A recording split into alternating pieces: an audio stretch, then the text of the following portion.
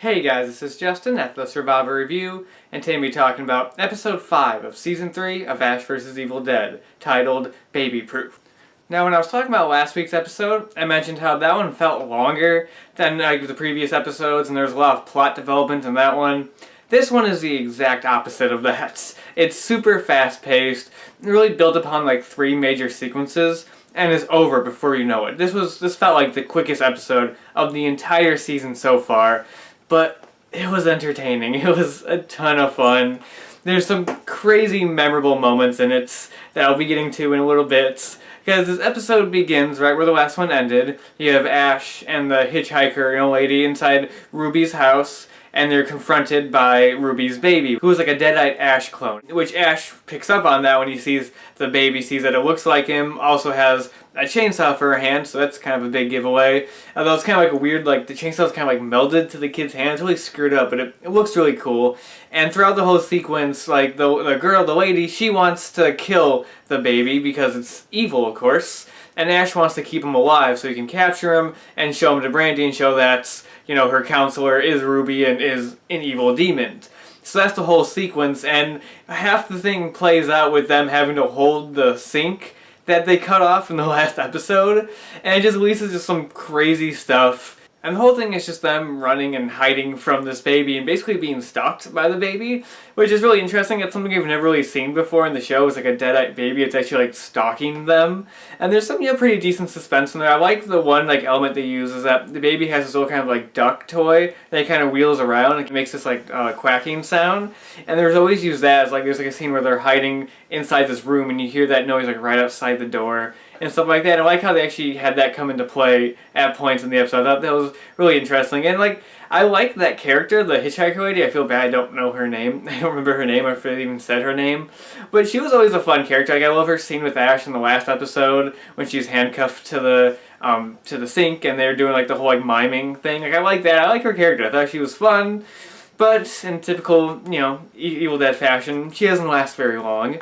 Because after that scene of them hiding out, they go into this office area, and Ash finds these pictures that's of him from his wedding night and everything, and just shows that Ruby's been watching him after all these years. We also see on the wall is the Sumerian writing, and it looks like the way the wall did in Ash's cellar in the previous episode, so that's interesting. But in the process of looking at all this stuff, the lady, she finds the key, unlocks the handcuffs, knocks out Ash, and runs away trying to go kill the Deadite baby. Which, of course, doesn't end very well. Because she's alone in this room, and the Deadite Ash baby jumps on her and kills her. So, cut to Ash waking up. And this is the memorable sequence in the episode. He wakes up, goes in the living room area, and sees her dead body there with the head missing.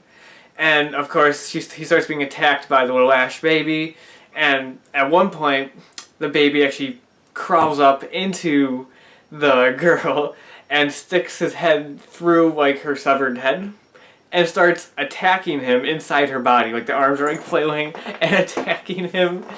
Oh my god, it's so ridiculous. And the baby knocks him into this wall with all these bowling balls, because this one little detail I forgot to mention in the last video that I thought was a really weird but kind of funny detail, and it pays off in this episode, is that the lady who Ruby killed and is pretending to be was a huge bowler. There's pictures of her in her house of her bowling when she's young, and her super old hooked up all this respirator stuff in a bowling alley. So that comes into play here because he gets knocked into this wall where there's all these bowling balls in there, and they start falling down at him, and he keeps dodging them all. And his way to defeat the baby is he takes the bowling ball, slams it through the severed head, so the baby's stuck inside, but of course the baby can get out through the bottom, and so he puts one bowling ball on the ground and pushes the body down and clogs up the hole, basically. And so he captures the baby and is on his way. That sequence was nuts. I was laughing the entire time. That was just crazy and wonderful and a lot of fun. I like all that stuff with Ash, although weirdly enough, the stuff with Ash kind of felt like the subplot of this episode, because the main stuff kind of happens throughout, like everything's kind of intercut with each other. The main story, though, is the stuff with Pablo, Kelly, and Brandy. Because we cut back to there, and it's the same thing as the last episode. Deadite Pablo is trying to get into the trailer, and they're trying to find a way to fight him. Pablo's face is on Kelly's leg and is like taunting her and stuff. And Pablo eventually gets in and starts attacking them, and they start fighting. And Kelly figures out that the face and the leg, and Pablo are actually connected, and that's how she finds a way. She like puts some like fluid in there and stuff and lights it up, and that kind of weakens him, but not enough, and he ends up like grabbing Kelly. And Brandy, not really knowing what to do, takes the Kandarian dagger and stabs him in the chest with it. And that knocks him out. And you're like, oh, what's going on? Like, is he dead? And you see in the wound, like, you see this like black just start to like come through, like starts encompassing his body, coming from the wound. Cut to what's actually going on with Pablo, and he's in the plane in between the living and the dead. And he sees the Brujo, his uncle character from season 1. So he comes back, which I thought was nice. I like seeing his character again. And you also see like the naked lady with the mask and everything.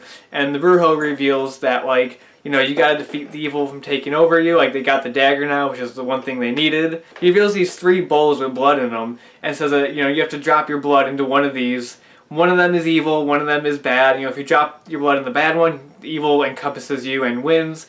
But if you drop your blood in the good one, you are able to fight and defeat evil. And Pablo realizes, like, oh, that means I'll become a Brujo, just like you. And he goes, no, not like me. You know, you fought evil on both planes. You've done stuff like we've never done before. So, if you get this right, you'll become El Brujo Especial, like the most powerful Brujo that there is. So this whole sequence, I like the sequence a lot. Like, I love like the set design and everything.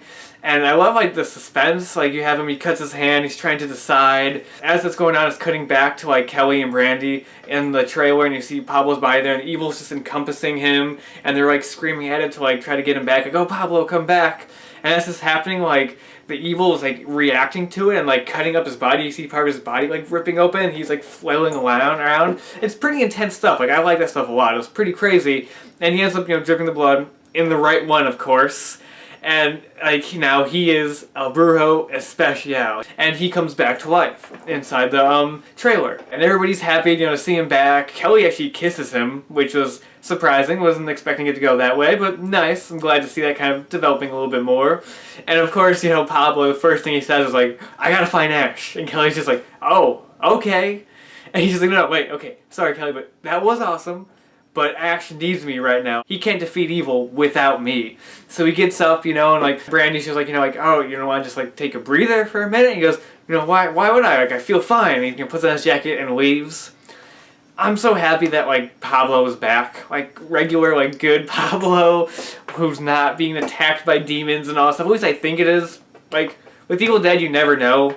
Evil might find a way back, but he seems to be back to normal. Like, there's no writing all over his body from like the Book of the Dead. There's none of that, and I like that. I like that. You're finally kind of starting to move past the kind of like, oh, he's being tormented by evil, and now he's actually powerful, and now he can do something. Like, yes, I'm excited to see where that goes. And then we get to the final scene where Brandy is outside Ash's store, and of course Ruby finds her, and she starts comforting her, like, oh, everything's okay. Then Ash shows up, gets out of the car, and Ruby's all like, oh, you don't think I'm still this crazy demon, do you? And Ash is like, well, of course I do. And they're kind of going at it when the sheriff shows up, who just happens to be there, I guess. He goes, hey, what's up with all this commotion? And Ash is like, oh, just the right person I want to see. And he goes to the car to open up the trunk, and I'm just like, this is not going to end well, Ash. Come on. You just know. You know this is not going to end well for you. He opens up the trunk, and the baby's just in there by himself, and just like offside of the body, just covered in blood. And there's like, why is there a baby inside your car? And of course, like, the baby's just like, he hurt me. And Ash is like, I should have. I thought that was a great moment. Ruby takes the baby and she's like, you're taking this too far, Ash. Like, you're a demented man. Things are seemingly start to heat up. And then we get to the best moments where, like, Ruby's just like, I'll take the baby. Like, I have, like, an extra room in my house. Brandy can stay with me. And she's like, Brandy? And Brandy's not there. And they're like, huh? And all of a sudden you hear the car engine start up. And Brandy's in the car and she goes, Dad, get in! And Ash just like smiles, closes the trunk, gets in the car, and he's just like, this is the first time you ever called me Dad, right? And then they drive off. I love that ending. Like that just like got me so pumped. Like I just had a big smile on my face when she just yelled like, "Dad, get in!" And I was like, "Yeah!" So that was awesome. Like I'm glad to see Brandy like finally on Ash's side. This episode really seems to be like setting the last half of the season in motion and basically taking it in its own direction. Since the stuff in the first half here was kind of not really the same, but kind of similar to stuff we've already seen before in the previous season. It didn't feel as new. But this seems like we're off in our new direction for the last half. Like you have, Pablo, like he's not being tormented. He has this new ability since he's the Brujo Especial. You have Brandy being on Ash's side. And like even like stuff starting to fall apart with Ruby's plan. Like things not really working out for her. So I feel like the last half is just going to like kick it off and just be like a really cool and unique last half of the season. But yeah, this episode was just a ton of fun. Like I said, very light on story, just this one was very heavy on action, but that is for a good reason. Like I said, this felt like the climax of the first half of the season, so it's made sense for this one to be all action oriented. And I like all the stuff, and I love the whole sequence with the baby. It was just insane and so memorable. I just love how unapologetically absurd the show is. It's just so wonderful. And yeah, that's episode 5 of season 3 of Ash vs. Evil Dead.